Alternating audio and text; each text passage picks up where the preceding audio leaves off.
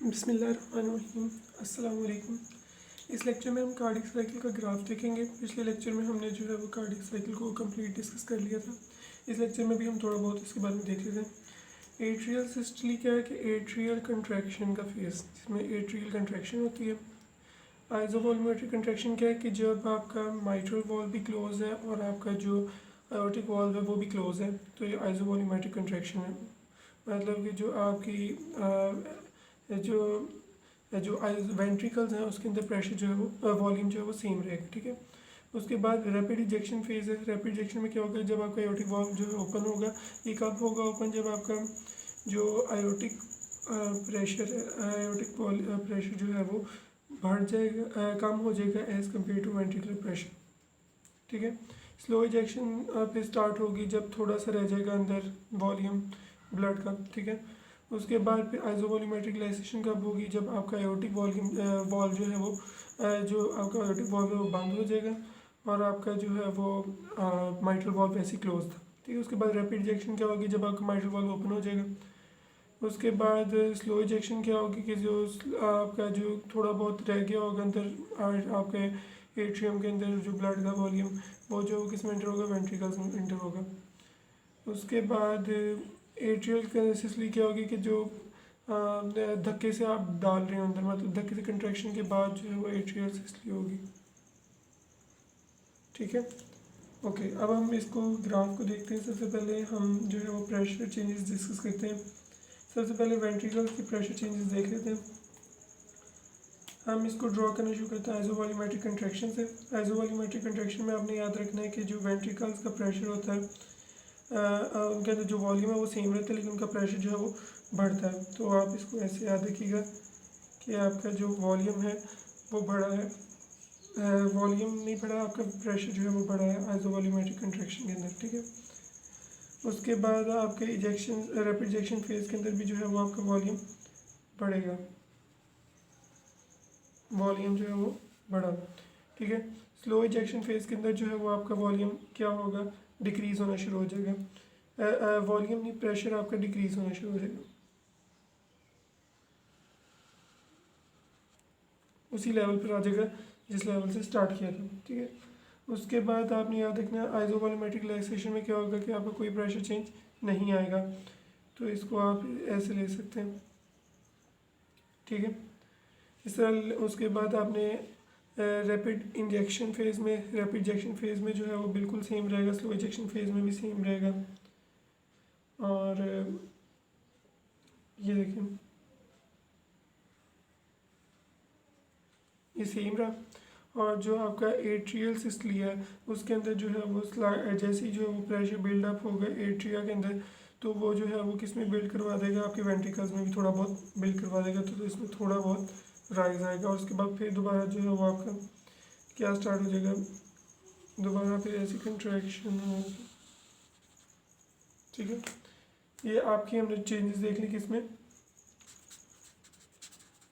Ventricular pressure, ठीक हो गया।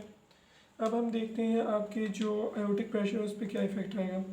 आयोटिक प्रेशर पे आपने याद रखना है कि जो आइसोवॉल्यूमेट्रिक कंट्रैक्शन है उसके अंदर तो बिल्कुल सेम रहेगा आयोटा का प्रेशर, ठीक है। इस तरह आपने याद रखना है क्योंकि ना तो अभी उसका आयोटिक वॉल्व ओपन हुआ है, ठीक है। उसके बाद क्या होगा कि जैसे ही रैपिड इजेक्शन फेज आएगा तो वॉल्यूम, अब इसका प्रेशर जो है वो बढ़ना शुरू होगा।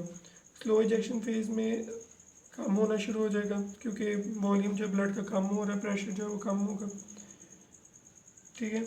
उसके बाद जो है आपका आइसोवॉल्यूमेट्रिक रिलैक्सेशन फेज में क्या होगा कि जैसे ही आपका जो आयोटिक जो वेंट्रिकल्स है वो रिलैक्स होना शुरू होंगे, तो आयोटा से जो है वो वॉल्यूम निकलने की कोशिश करेगी ब्लड का, लेकिन जो है वो आपका जो आयोटिक वॉल्व वो क्लोज हो जाएगा और ये बल्स क्रिएट कर देगा, ठीक है। बल्स जो आयोटा के अंदर क्रिएट होगा और एक इस तरह की थोड़ा सा राइज आएगा, ठीक है। इसको आप क्या कहते हैं, इंसिजुरा कहते हैं, ठीक है, इंसिजुरा। उसके बाद आपने याद रखना है रैपिड इजेक्शन फेज है और स्लो रैपिड इनफ्लो है और स्लो इनफ्लो फेज है, ठीक है। तो जो रैपिड इनफ्लो फेज है और स्लो इनफ्लो फेज है इसके अंदर क्या होगा कि प्रेशर जो है वो आयोटा का फॉल करता जाएगा।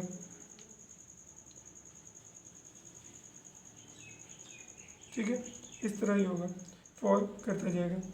उसके बाद हमने कहा कि फिर दोबारा जो है वो इस तरह होगा कि ये प्रेशर दोबारा बिल्डअप होगा। उसके बाद फिर दोबारा वो कंट्रैक्शन ऐसे करेगा। तो आपने इसको ऐसे याद रख लेना है, जिससे मैंने आपको बता दिया कि शुरू में ये आपका कौन सा प्रेशर हमने देख लिया, ये हमने देख लिया आयोटिक प्रेशर। ठीक है, अब हम देख लेते हैं अपना एट्रियल प्रेशर को। एट्रियल प्रेशर में क्या होगा, सबसे पहले 3 वेव्स इसमें रिकॉर्ड होती हैं।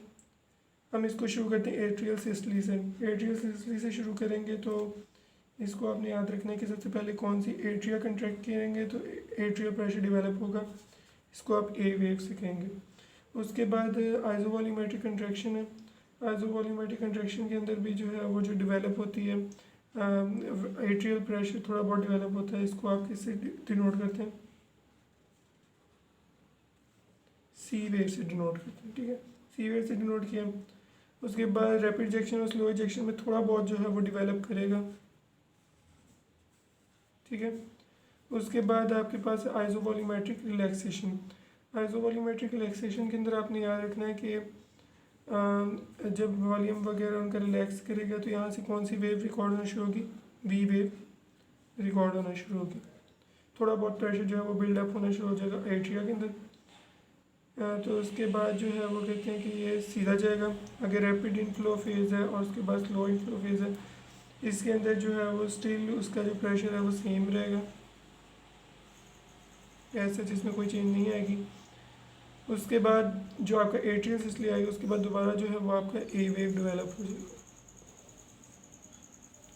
ए वेव डेवलप हो जाएगी। उसके बाद फिर दोबारा जो है आपकी ये कौन सी थी, सी वेव।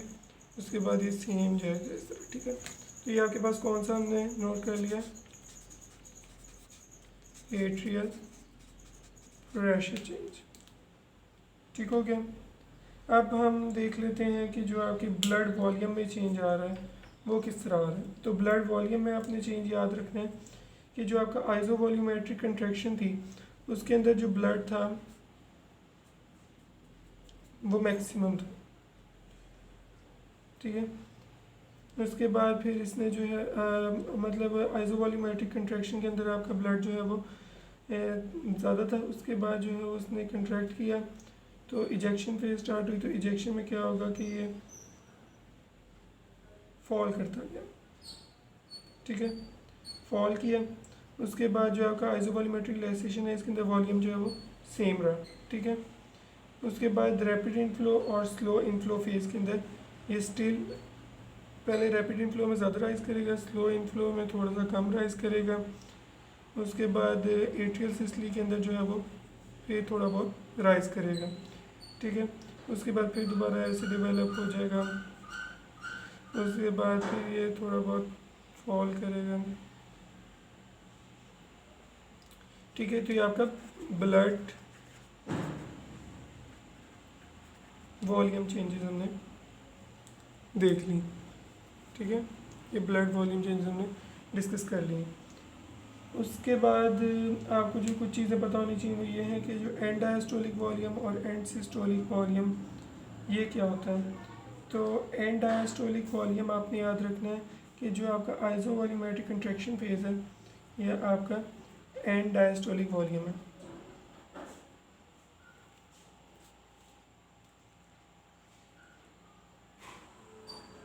And diastolic volume. और जो आपका एंड सिस्टोलिक वॉल्यूम है वो आपने याद रखना है रैपिड है। ये आइसो वॉल्यूमेट्रिक रिलैक्सेशन फेज को आप क्या कहते हैं, एंड सिस्टोलिक वॉल्यूम। ठीक हो गया, तो यह आपका यहाँ तक कार्डिक साइकिल काफ़ी हद तक कंप्लीट हो गया। अब इसमें आपने साउंड्स, हार्ड साउंड्स याद रखनी है कौन सी हैं। इसकी आपने साउंड्स याद रखनी है कि एक साउंड जो है वो प्रोड्यूस होती है जब आपका माइट्रल वॉल्व क्लोज हो रहा है, ये ज़रा लॉन्ग लास्ट है, ये जो है वो ज़रा बड़ी होती है। उसके बाद आपके पास जो है आइसोवॉल्यूमेट्रिक रिलैक्सेशन है, उसके अंदर भी एक थोड़ी सी आवाज़ प्रोड्यूस होती है, शॉर्ट आवाज़। उसके बाद जो रैपिड इनफ्लो है उसके अंदर जो है वो नॉन हर्डेबल साउंड जो है वो प्रोड्यूस होती है।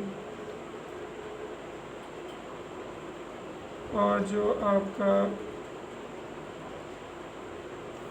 ये जो आगे आता है जी सिस्टोल, उसके आर्टियल सिस्टोल, उसके अंदर भी थोड़ी बहुत आवाज़ प्रोड्यूस होती है। इसको S1, S2, S3 और ये S4, ये आपने साउंड्स के नाम भी दे दिए। होप सो आपको कार्डिक साइकिल पूरा कंप्लीट समझ आ। अगर आपकी कोई भी क्वेरीज हैं तो आप मेरे से पूछ सकते हैं। आपको कार्डिक साइकिल समझ आ गया होगा। अगर आपको ये वीडियो पसंद आई तो आप लाइक और शेयर करें, और ECG जो है वो अपने नेक्स्ट वीडियो में देख लेंगे। Okay, thank you.